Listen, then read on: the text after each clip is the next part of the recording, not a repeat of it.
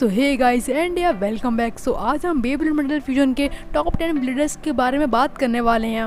यानी आज हम आपको बताने वाले हैं बेब्लेड मेटल फ्यूजन के टॉप 10 ब्लेडर्स। और मैं हम इसलिए बोल रहा हूँ क्योंकि इस वीडियो में मैं अकेला नहीं हूँ, मेरे साथ हैं BBA एक्सट्रीमर। तो सबसे पहले आप उनका introduction soon low. Hello guys, this is BBA एक्सट्रीमर और आज मैं आया हूँ पोकेस्मैश के चैनल पर आपको top 10 characters of Beyblade Metal Fusion के बारे में बताने के लिए। And thank you so much PokeSmash मुझे अपने चैनल पर इनवाइट करने के लिए। तो चलो यार अब हम लिस्ट को शुरू करते हैं। Number 10 Hikaru हसामा।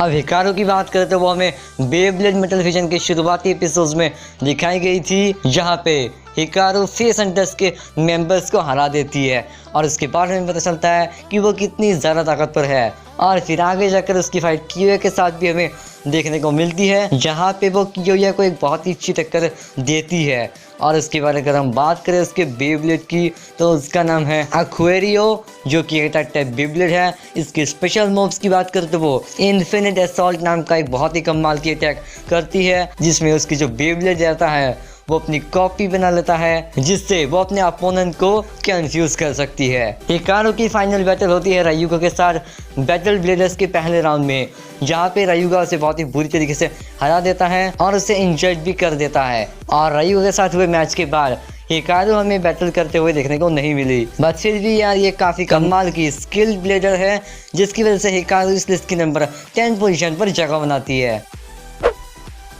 नंबर 9 बेनके। सो बेनके को तो आप सभी जानते हो। बेनके को हमें एपिसोड 1 में इंट्रोड्यूस कर दिया गया। सो बेनके गिरगिट गैंग उर्फ आप कह सकते हो फेस हंटर्स का एक मेंबर था। अब मैं ऐसे इसलिए बोल रहा हूँ क्योंकि मतलब जो महालक्ष्मी वाला डब है बेब्लेड मेटल फ्यूजन का, वहाँ पर इनकी गैंग का नाम गिरगिट गैंग रख दिया है, बल्कि रियल में इंग्लिश डब है और CN डब में इनकी गैंग का नाम फेस हंटर्स था। और मैं जानता हूँ मेरी वीडियो वो लोग भी देख रहे होंगे। मैं बेब्लेड मेटल फ्यूजन को CN डब में देखा है, इसलिए मैं ऐसे बोल रहा हूँ। तो अपनी वीडियो के पॉइंट पे आते हैं। तो जैसा कि मैंने बताया कि बेनके को हमें एपिसोड 1 में इंट्रोड्यूस कर दिया गया था और शुरू में बेनके एक नेगेटिव कैरेक्टर था, लेकिन बाद में केंटा, जिंगा और मेडोका के मिलने के बाद ये भी एक अच्छा कैरेक्टर बन गया था। और कियोया, जिंगा और केंटा के साथ ट्रेनिंग करते करते हमारा बेनके बहुत अच्छा ब्लेडर बन गया था और उसने 50,000 पॉइंट जमा करके बैटल ब्लेडर्स में भी अपनी जगह बना ली थी। और यहाँ तक वो एक काफ़ी ज़्यादा कमाल का ब्लेडर बन गया था, लेकिन बैटल ब्लेडर्स में वो हार गया था।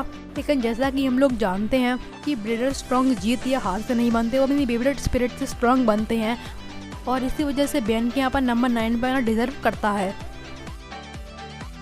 Number 8 ryutaro। अब ryutaro की बात करते जब इसकी अपीयरेंस होती है मेटल फ्यूजन में, तब हमें ऐसा बताया जाता है कि यह लोगों का फ्यूचर देख सकता है। फिर बाद में हमें पता चलता है कि वो एक कमाल का ब्लेडर भी है, जिसके पास एक थर्मल पाइसेस नाम का स्टेमिना टाइप बेब्लेड भी है और ये डिस्टॉर्शन ड्राइव और ब्लेजिंग इन्फर्नो जैसे अटैक्स यूज कर सकता है। पर बाद में बैटल ब्लेडर्स में वो जिंगा से हार कर एलिमिनेट हो जाता है, बट फिर भी वो इस लिस्ट की नंबर 8 पोजीशन पर जगह बनाता है।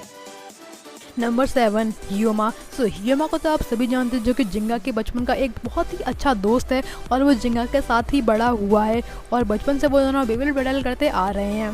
हमें हियोमा को एपिसोड 15 में इंट्रोड्यूस किया गया था और शुरू में हियोमा एक मिस्टीरियस कैरेक्टर था, बाद में पता चला था कि एक जिंगा का बहुत ही अच्छा दोस्त है। बात करें हियोमा के बेब्लेड की तो उसकी बेब्लेड का नाम है एरिस, जो कि एक डिफेंस टाइप बेब्लेड है। और अगर आप इससे माउंटेन या जंगल में मुकाबला करोगे तो वहाँ पर आपका जीतना काफ़ी ज़्यादा मुश्किल होगा।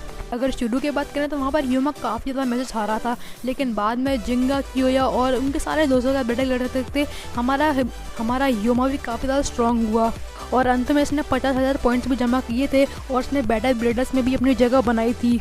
और वहाँ पर ये रेजी से हार गया था, लेकिन जो भी हो हियोमा काफ़ी ज़्यादा कमाल का ब्लेडर है, इसलिए नंबर 7 पे जगह बनाता है।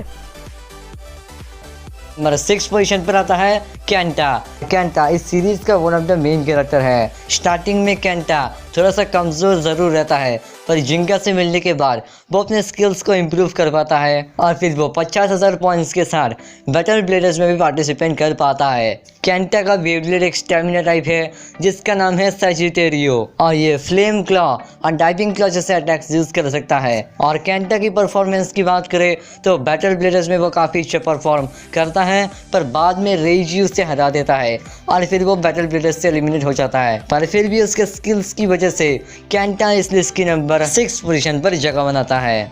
सो नंबर 5 पे आता है यू। सो यू को तो आप सभी जानते हो, जो कि विविल मेंटल फ्यूजन के जो बीच के एपिसोड में हमें रिवील किया गया था, और पहली झलक में हमें लग रहा था कि ये कोई मिस्टीरियस ब्लेडर है, लेकिन बाद में हमें इसकी आइडेंटिटी बताई गई थी और एक काफ़ी ज़्यादा फ्रेंडली टाइप का ब्लेडर था। जैसे डार्क नेबुला के बाकी ब्लेडर होते हैं जो कि किसी से दोस्ती नहीं करते, बहुत ही गुस्सैल होते हैं, खड़ूस होते हैं, ये वैसा टाइप का ब्लेडर नहीं था। और इतना ही नहीं, सर्वाइवल बैटल का विनर भी था। इसने जिंगा, कियोया, बेन के, केंटा सबको हरा दिया था।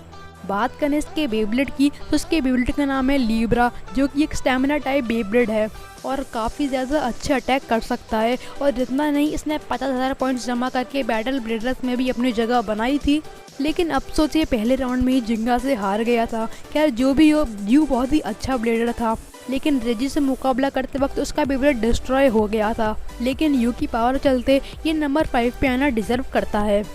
Number 4 Tsubasa. अब सुबासा की बात करें तो जब उसे मेटल फ्यूजन में इंट्रोड्यूस कराया गया था तब वो थोड़ा सा अजीब और रहस्यमय ब्लेडर जैसा लग रहा था, पर बाद में हमें पता चलता है कि वो एक WBBA का एजेंट है जिसे डार्क नेबुला में भेजा गया था लाइटनिंग हर जगह के बारे में पता करने के लिए। पर बाद में डार्क नेबुला के मेंबर्स को सुबासा के बारे में पता चल जाता है और फिर रायुगा उन पर अटैक कर देता है और उसके बाद सुबासा जिंगा की टीम में शामिल हो जाता है, जिसके बाद वो बैटल ब्लेडर्स में हिस्सा लेता है। बैटल ब्लेडर्स में सुबासा रायुगा से हार जाता है, पर उस बैटल में सुबासा अपना सब कुछ लगा देता है और उसकी हालत बहुत ज़्यादा खराब हो जाती है, जिसके बाद वो थोड़ा सा इंजर्ड भी हो जाता है। बात करें सुबासा के बेब्लेड की, तो उसका नाम है अर्थ ईगल, जिसके स्पेशल मूव का नाम है मेटल विंग स्मैश, और इस वजह से सुबासा इस लिस्ट की नंबर 4 पोजीशन पर जगह बनाता है। नंबर 3 रेजी। अब रेजी को तो आप सभी जानते हो, जो कि एक बेल मेटल फ्यूजन का ब्लेडर है। रायुगा के बाद यही एक लौता ब्लेडर है जो कि डार्क मूव यूज कर सकता है और जिसके पास डार्क पावर है। और जैसे कि हम लोग जानते हैं कि रेजी एक डार्क नेबुला ऑर्गेनाइजेशन का ब्लेडर है, जिसे शुरुआती एपिसोड में सीक्रेट रखा गया था और इसे रिवील तक नहीं किया गया था। और रेजी ने बेब्लेड मेटल फ्यूजन में एक नहीं, दो नहीं, बल्कि 3 ब्लेड को डिस्ट्रॉय किया है, जो कि ये हियोमा का एरिस, केंटा का सेल्टेरियो और यू का लीब्रा। और इतना ही नहीं, ये अपने सामने वाले ओपोनेंट को पत्थर की मूर्ति में बदल सकता है, बिकॉज उसके पास थोड़ी मेडुसा की पावर है। लेकिन इसके बावजूद भी रेजी सेमीफाइनल्स में जिंगा से हार गया था। लेकिन जो भी एक बहुत ही कमाल का ब्लेडर है, इसलिए नंबर 3 पे अपनी जगह बनाता है। नंबर 2 कियोया टाटेगामी। अब कियोया की बात करें तो जब इसकी अपीयरेंस हुई थी स्टार्टिंग में, तब वो हमें थोड़ा सा बेडास कैरेक्टर दिखाया गया था और वो फेस हंटर्स टीम का लीडर भी था। और जब वो जिंगा से हार जाता है तब वो दोजी के साथ काम करने लगता है, फिर बाद में उसे दोजी की सच्चाई मालूम पड़ जाती है और फिर वो जिंगा का दोस्त बन जाता है और फिर जिंगा को हराना ही उसका एक लौता मकसद बन जाता है। अगर हम बात करें कियोया के बेब्लेड की, तो उसका नाम है रॉक लियोन, जो कि एक लायन स्पिरिट है। और इसके स्पेशल मूव्स की बात करें तो वो लायन गेल फोर्स वॉल और साथ ही king lion reverse wind strike जैसे बहुत सारे स्ट्रॉन्गेस्ट अटैक्स कियोया और उसका रॉक लियोन यूज कर सकता है। बैटल ब्लेडर्स में कियोया सेमीफाइनल्स तक जाता है, पर कियोया को नंबर 2 पर रखने का सबसे बड़ा रीज़न जो है वो ये है कि सेमीफाइनल्स में कियोया रायुगा को एक ऐसा टक्कर देता है जो कि सच में बहुत ही ज़्यादा ज़बरदस्त रहता है। वो रायुगा की पूरी काली शक्ति को बाहर निकालता है और रायुगा के हर एक अटैक का जवाब देकर खड़ा हो जाता है। कियोया और रायुगा की ये सेमीफाइनल वाली बैटल मेटल फ्यूजन के one of the best battles में से एक है। इन्हीं सब चीज़ों की वजह से कियोया टाटेगामी इस लिस्ट की नंबर 2 पोजीशन पर डिजर्व ज़रूर करता है। सो यहाँ पर फाइनली बारी आ चुकी है बेब्लेड मेटल फ्यूजन के नंबर 1 ब्लेडर की। और जानता हूँ आप सभी के मन में एक सवाल आ रहा होगा कि अभी तक इस लिस्ट में जिंगा और रायुगा क्यों नहीं है। बहुत से लोगों को लग रहा होगा कि नंबर 2 पर जिंगा होगा, नंबर 1 पे रायुगा होगा। बहुत से लोगों को लग रहा होगा नंबर 1, नंबर 2 पे रायुगा होगा और नंबर 1 पे जिंगा होगा। लेकिन अभी तक इस लिस्ट में दोनों ही ब्लेडर्स नहीं है और अब सिर्फ एक ब्लेडर बचा है। तो फाइनली यहाँ फालतू के बकवास नहीं करता हूँ, फाइनली अब बताता हूँ कि कौन है नंबर 1 ब्लेडर। तो यहाँ पर नंबर 1 ब्लेडर पे एक नहीं बल्कि दो बंदे हैं, जो कि है जिंगा और रायुगा। और जानता हूँ कि बहुत से लोगों को अजीब लग रहा होगा कि 2 ब्लेडर एक रैंक पे कैसे हो सकते हैं। सो इसको लेकर मेरा बहुत घंटों तक डिस्कशन चला बीबी एक्सट्रीमर और हमारे कुछ दोस्तों का कि आखिर नंबर 1 पे कौन डिजर्व करता है। क्योंकि जैसा कि हम जानते हैं कि जिंगा ने रायुगा को हराया है, लेकिन रायुगा एक्चुअली जिंगा से ज़्यादा ताकतवर है। अब अगर आपने बेब्लेड मेटल फ्यूजन का एपिसोड 51 देखा है तो आपको पता ही होगा, और अगर नहीं देखा है तो माफ़ करना, आपको थोड़े स्पॉयलर्स तो मिल गए होंगे और आगे मिलने वाले हैं। तो जैसा कि हम जानते हैं कि जो लास्ट बैटल हुई थी बेब्लेड मेटल फ्यूजन की जिंगा वर्सेस रायोगा, उसमें जो है मतलब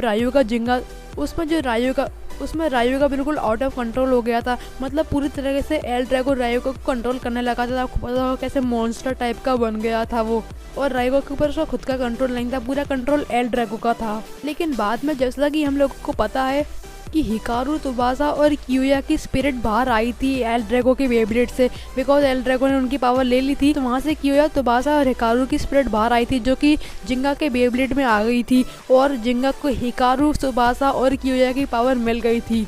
बाकी जैसा कि आपको पता होगा कि वहाँ पर जिंगा के जीतने का चांस 0.003% था, जो कि मडुका ने अपने लैपटॉप में देखा था। लेकिन कियोया, तुबासा और हिकारू की स्पिरिट के आने के बाद जिंगा की पावर बढ़ गई थी। इसी वजह से वो रायोगा को हरा पाया था। और मैं देखना तो रायोगा जिंगा से ज़्यादा ताकतवर है, बट एट द एंड जिंगा ने रायोगा को हराया है। इसलिए नंबर 1 में दोनों ही पीरियड्स आना डिजर्व करते हैं। जानता हूँ बहुत से फैन डिसअपॉइंट हो गए होंगे, बहुत से फैंस को अच्छा भी लग रहा होगा, लेकिन यार यही सच है यार, जिंगा ने रायोगा को हराया यही बहुत अच्छा है, लेकिन रायोगा एक्चुअली जिंगा से बहुत ज़्यादा स्ट्रॉन्ग है। आपको क्या लगता है कि जिंगा और रायोगा में से कौन नंबर 1 पे आना डिजर्व करता है? आप लोग कमेंट बॉक्स में ज़रूर बताना। खैर हमारी कॉलैब इतनी ही थी। आपको हमारी वीडियो कैसी लगी वो भी एक कमेंट बॉक्स में ज़रूर बताना, और बीबीए एक्सट्रीमर के चैनल को सब्सक्राइब जरूर कर देना, लिंक डिस्क्रिप्शन में है, और मेरे चैनल को भी जरूर सब्सक्राइब कर देना, क्योंकि मैं ऐसे बेब्लेड पोकेमॉन वीडियो लेकर आता रहता हूँ। आज की वीडियो में इतना ही। मैं मतलब अली कमाल की वीडियो में, तब तक के लिए गुड बाय।